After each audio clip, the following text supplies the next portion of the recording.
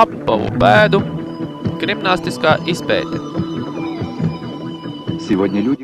Mūsdienās cilvēks daudz mazāk staigā ar kājām, jo izmanto dažādu transportu. Bet neskatoties uz to, lielu dzīves daļu cilvēks pavada kājās.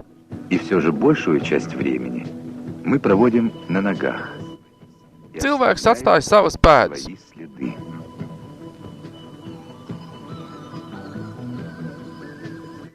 Ja šīs pēdas ir atstātas nozieguma vietā, tad tās kļūst par kriminālistiskā izpētes objektu.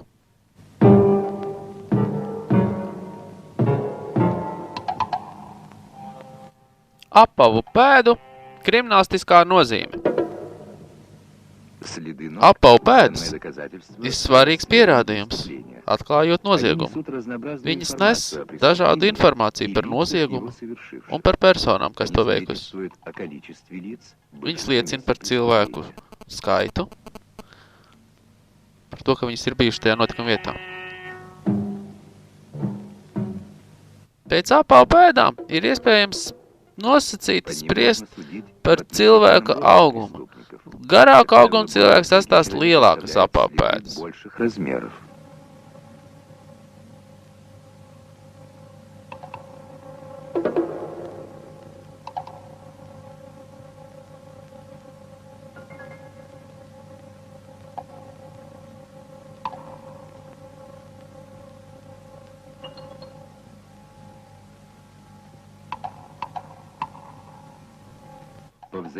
Pēc pēdas savstarpējā izvietojuma ir iespējams lemt, spriest par apstāšanos un kustības tempu.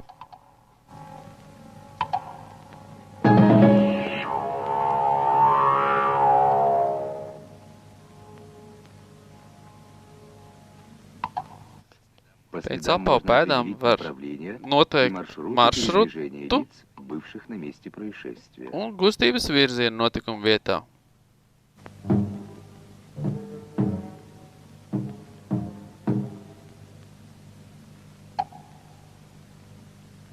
Bet dažreiz apavu pēdas ļauj spriest par personas spēku un iemaņām.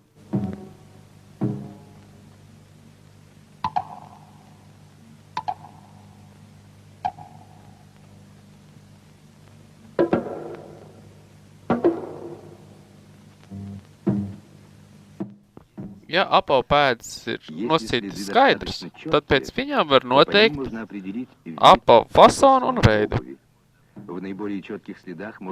Apavu pēdās ir iespējams noteikt arī sevišķās pazīmes, pēc kurām pēc tām varēs identificēt konkrētos apavus.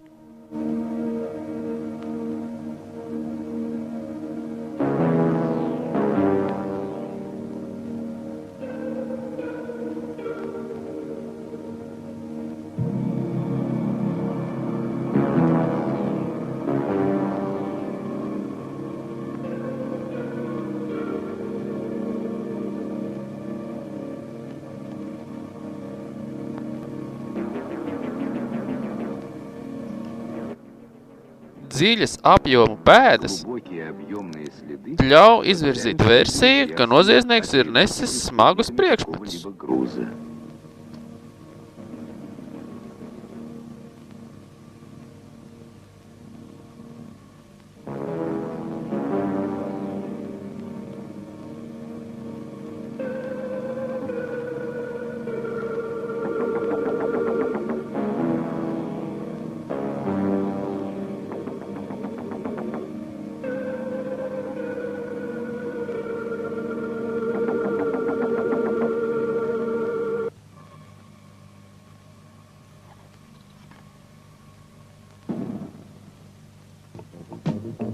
Apavu pēdu izpēte notikuma vietā.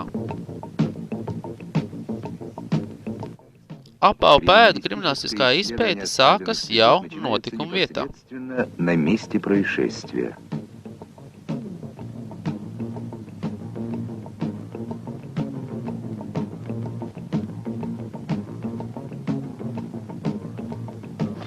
Apavu pēdas nepieciešams nofotografēt.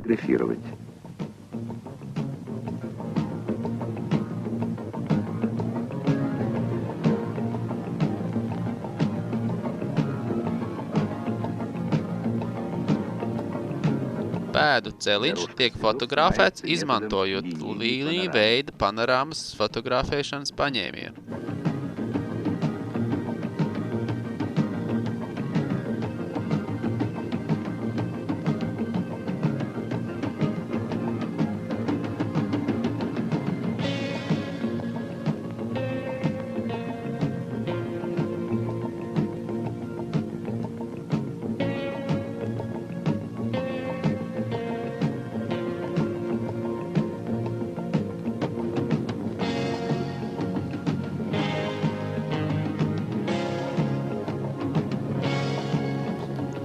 Atsevišķas apavu pēdas, kurās atainojušās apava raksturīgākās pazīmes, fotografē ar mērogu fotografēšanas paņēmienu.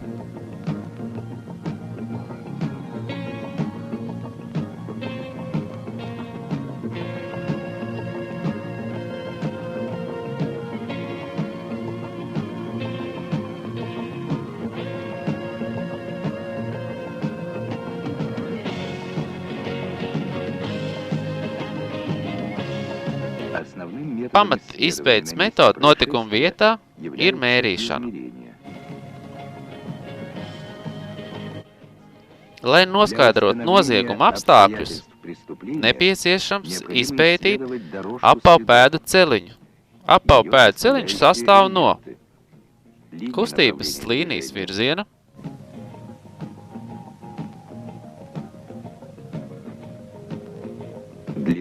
no soļa garuma un platuma,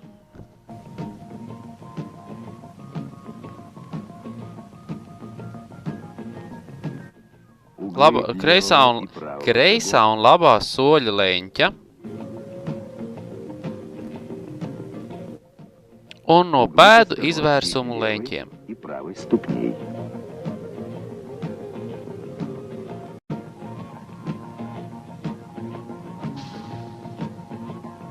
Vislabāk atainojušās apavu pēdas, atrastās notikuma vietas apskates laikā, tiek izņemtas tālākai laboratoriskai izpētei.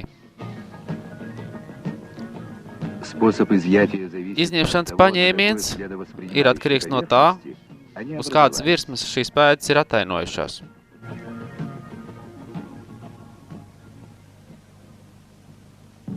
Pēdu izņemšana. Mitrā augsnē veidojās apjoma pēdas, tās parasti izņem ar ģipša palīdzību. Lai lejot pēdu, ģipsis neizcēt apkārt pēdē liek maliņu.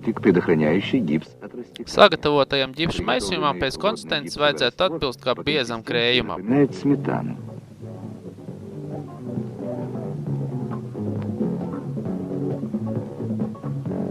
Pēdu izlej ar 2 piegājieniem.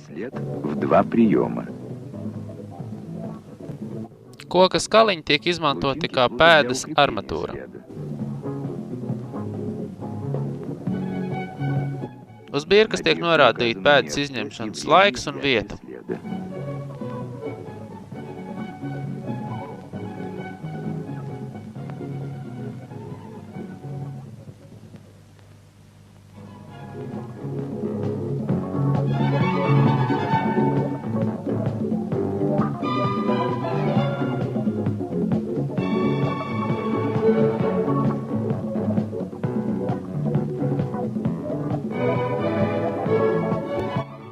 Kvalitatīvos atlējumos var redzēt pēdas individuālās pazīmes, kas ir tālāk nepieciešams kriminālistiskajās ekspertīzēs.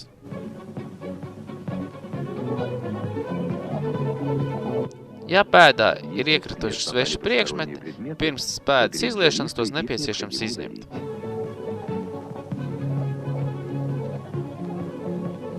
Pēdas, atstātās ļoti mitrā augstnē, ir nepieciešams pirms izņemšanas pārkaisīt ar sausu ģipša maisījumu, plānā kārtiņā.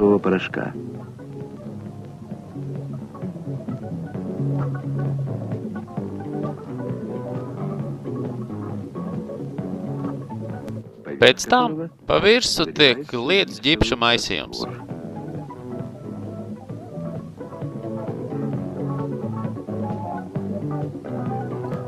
Ģipsi sacietējot izdala siltumu, ko var pamanīt ar tausti.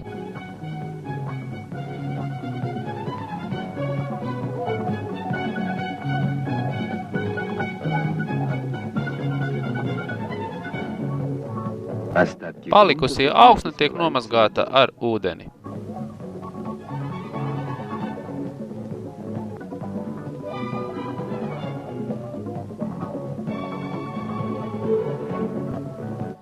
Pēdas uz birstošām virsmām pirms izliešanas ar ģipsi tiek nostiprinātas ar ātri cietējošiem šķīdumiem. Для закрепления такого следа используют быстро затвердевающие растворы. Nostiprinājumā šķidruma strūkla tiek vērsta uz augšu, lai nesabojātu pēdas sevišķos pazīmes. Разрушали следы.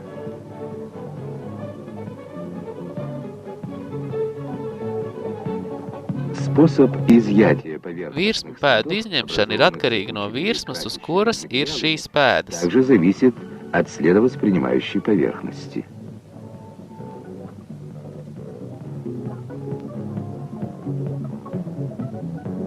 Если следы образованы сыпучими веществами на твердых, гладких поверхностях, Uz līdzenām virsmām uzslāņojuma pēda vislabāk ir izņemta ar tumšās dakloplēves palīdzību.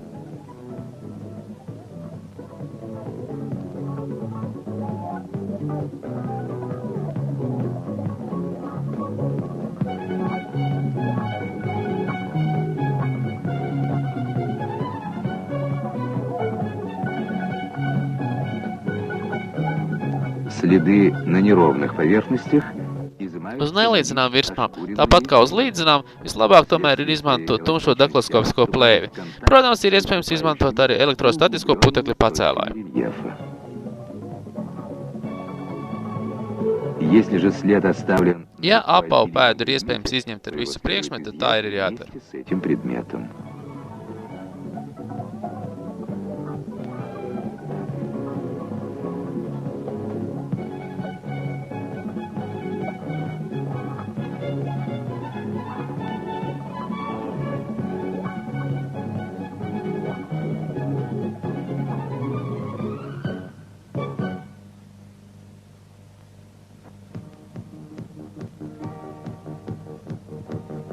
Kriminālistiskās identifikācijas būtība ir izdalīt vispārējās un sevišķās apavu pazīmes, kas ir atainojušās pēdām. Pie vispārējām pazīmēm pieskaitām zoles forma kopumā, tās izmēri, pazoles un papēža garums un platums, kā arī forma. Конструкция подошвы, Zoles konstruktīvās pazīmes. носки или каблука, форма подошвы и ее частей, носка и каблука, Pazoles aizmuguras daļas forma, papēža priekšmalas forma, starpdaļas uzbūve, zoles reliefa zīmējums. рельефный рисунок подошвы. Sakrītot vispārējām pazīmēm, tās ļauj noteikt meklējumā objekta grupas piederību. Lai identificētu objektu, tiek konstatēts individuālo pazīmi kopums. Individuālās pazīmes var rasties apava ražošanas procesā, Изготовление обуви в фабричных условиях.